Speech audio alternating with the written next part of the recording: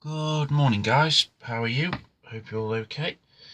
Right, I'm gonna have to be fairly quick for some reason. It's given me 16 minutes to do this update. However, it's going to be fairly quick update.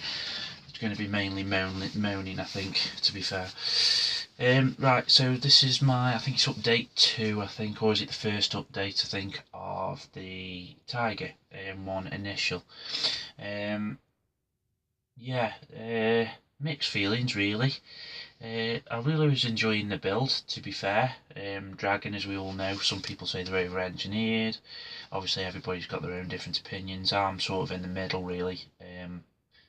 Or shall we say I was in the middle of loved the detail, thought they were a little bit over-engineered, but loved it anyway and all that. However, I'm now changed slightly because I bought this kit full whack from, yes, my second home, E-Models. It wasn't cheap, it was about 55 quid, I think. Bought it a few months ago. This was one of the kits I had in my initial stash, and this is one I wanted to get again because obviously not building it before, but having a look through the box, and from what other people have said, it's a nice kit. So, and I think, if I'm not wrong in saying, I think from all the rivet counters out there and everything, I think this is one of the most accurate kits there is for a Tiger or something, I think, unless I've misheard that, which is probably more the case knowing me. Anyway, cracking on. Yeah, so this is the kit I'm building. So let's have a look at it. Like I say, I'm not 100% happy with it, and I shall go through this in a minute. So here she is, guys. Now, I'm going to make a sort of disclaimer now. I know it's not accurate to the Tiger I want to do. And what's that phrase called? I don't care. It's my build, and I shall do it how I want to do it. Now, the only reason I'm saying this is because I made a point in my last video of saying whether or not I don't know whether or not I'm going to post on the Facebook group anymore, because the moment I do, people seem and take the need to jump on the bandwagon to say exactly what is wrong with your kit and all this type of thing. Now, I've always said, and I've always said all along since I started this channel, and even when I was model building when I was younger, I don't do things completely accurate. And if I do, and if I'm going to, then I will make a statement beforehand that that's what I intend to do. However, I like to add my own little bits here and there of how I perceive would happen in battle or whatever else. So already I've removed a couple of the side shears, is it, or fenders, whatever you call them, here. I just want to try a little something different. I saw it Telford on one of the kits there. One of these was removed and they sort of had a bit of rust streaking in. Now, I've done streaking plenty of times before, however, I just wanted to see how I could do it with the Tiger. The first problem I had, just let me get the instructions. Now, for a long time I was going through this kit and everybody was saying about Dragon instructions, and I thought, no, I've only built 2 Dragon kits. This is the second one. The first one was the Jagdpanther, sorry, with the Zimri, and it was beautiful. And I've not had many, mishaps with the instructions. However, as I said in the first update, inside here, which is the part 6 on the instructions, it gets you to add tubing and all this type of thing, which is sort of in the where the engine would be. Anyway, if you were to go along with the instructions and that, when you come to put the upper hull on, it doesn't fit. So I've had to remove loads in there, and there's all sorts. There's also still a bit of a big gap down the back there. So there's your first problem. I'm just trying to remember, because I haven't actually marked these up yet, what the major problems were. I know I've got to be quick, so yeah, so anyway, that was that one. The second problem was here at the front. This sort of armour plating here for where the driver's observation panel, and that is the front block there. there's two sort of holes that you slide it into on the piece. It doesn't fit, so you have to adjust all that type of thing. The stowage box at the back I found didn't fit properly in all this. However, I was quickly jumped on the Facebook group and told that that's the way that it actually happened in real life. So fair enough, thank you for that. So that's made me feel a bit better. However, stupidly, I've manipulated it all and you know, surgically removed stuff and whatever for it to fit properly. Now, in here, the stowage box comes as two pieces. Let me just find it, which is just there. Let's see, which is just there. So on the bit here, where you can see that bit on that front piece, it's actually, there's another piece there, which is there.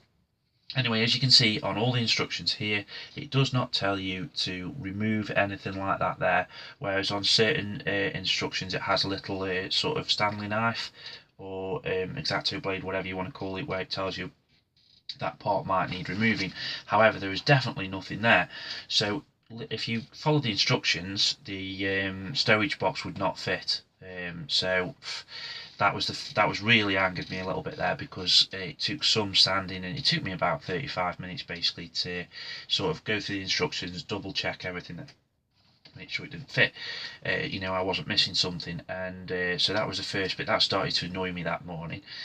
So after doing that and fitting it all and doing all that type of thing, I started to feel my frustrations. There's some of the knives that I'm on about sort of coming.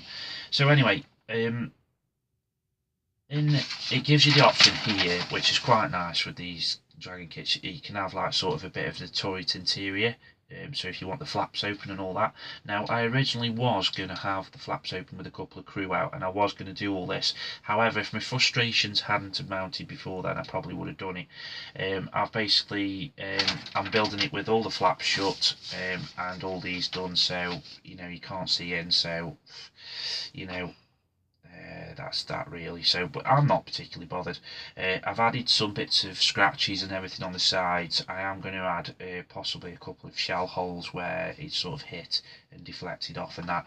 The scratches don't look particularly great at this minute in time. However, you know, we'll see. The next major issue was the FIFO filters here. Now, those of you that love the Tigers and everything will notice that there's only one tube, one pipe on there. Is because under no circumstances, anything I tried, the second one would not fit. These have not been particularly fitted either. Now, I'm fairly inexperienced with Tigers, so the next time I build one, especially one of these early ones with the FIFO filters on, I shall build it bit by bit and add the filters on properly to make sure they all fit first before gluing anything, which is where I probably went wrong. So in a way, it's a bit my fault, but also I still think after anything that you do, it still won't fit there. It just won't do it. So there's a massive mistake again on Dragon's part. So that's that. The next problem I came up with was these wires here is actually jewelry bead wire, which I use quite a lot for my wiring and stuff. The kit ones are these sort of quite solid pieces of wiring, and they are, you see that or not, I don't know, but still, they're quite hard to bend and manipulate when you're trying to keep it on the kit and that. So I took them off and thought, sod it, after again another good half an hour of trying to manipulate it with tweezers and heating it up and God knows whatever else to try and get them to fit. So I've ended up giving in and using my own bead wire, which personally I think looks a lot better. So there's the other problem. I've taken a couple of skirts off, like I've said, and damaged one. I've added some bullet holes and that at the back. Now again, all you Tiger lovers will probably be picking up bits that I've done wrong. I don't care. I've also left the tow cables off because the Dragon ones I never like anyway, so I've just used some picture wiring that I usually use. And what I'm going to do is I'm going to actually have it rolled up as though it's being used and then just sticking it back onto the kit, because a lot of these clasps here, which I love, very fiddly, but however, what I wanted to do is I wanted to make it look a bit used. So I've stuck a couple down so they actually look as though they've been left untied down and stuff like that. And I'm going to rust some of these and add a bit of wear and tear onto there. Now I'm aware that the closing date is rapidly becoming upon us, so this is now all constructed and completed. I did finish it all the other night, and then I realised I was trying to add the wheels on and that just to double check, and I thought, yeah, it doesn't look right, and I realised that I'd not done one set of wheels, so I had to go back, clean them all up and add the next set of wheels. Now the other bits I've added on, these are quite fiddly here, the clasps, photo etch stuff and that. Now the other stuff I've left off is inside the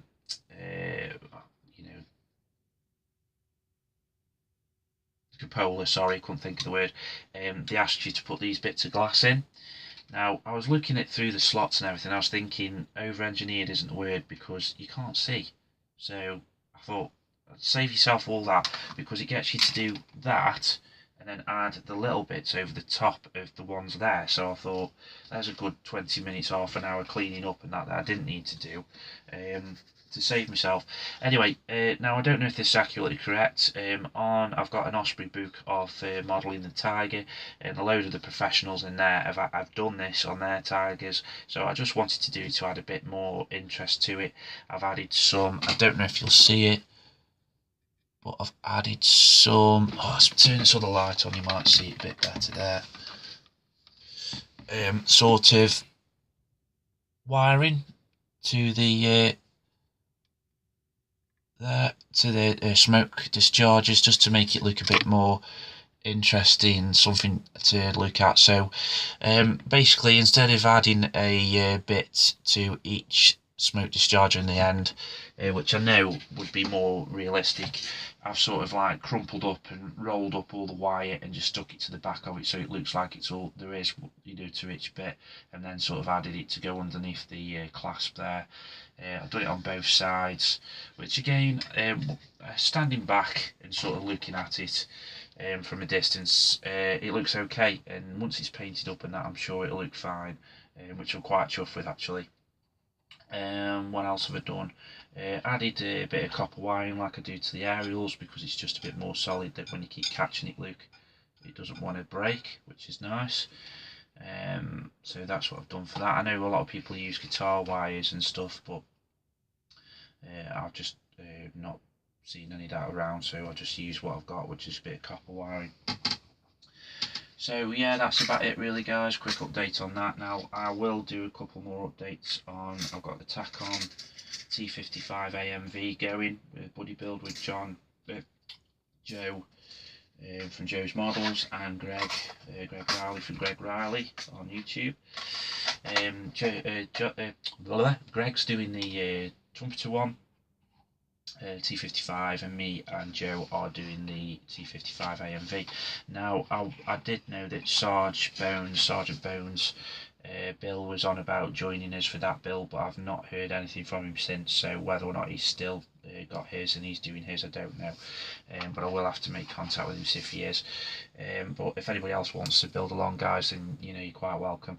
I will try and do an update. I'm feeling quite strong at the minute. It's now 20 to 7 in the morning. I've been up since 4, just in a bit of pain recently with my mouth and that, because I've had to have some teeth removed, being stamped on playing rugby, which was great. Anyway, a few months ago. But by the by, yeah, so I'm feeling quite excited. That little thing you've got that you have for your bench, I've got that going at the minute, however I'm sure it will wane. The SU30 I've got started yesterday with the cockpit, so once I've just built the second seat, I shall bring that up to the paint booth and give that a paint, and then crack on with the rest of the build. It does look, for such a massive kit, quite an easy kit to do, to be honest. So I think it's just going to be the armour and that is going to, the missiles and everything's going to be just the sort of slow you down on that build. Anyway, guys, hope you're all well, hope you all stay safe, and may the force be with you.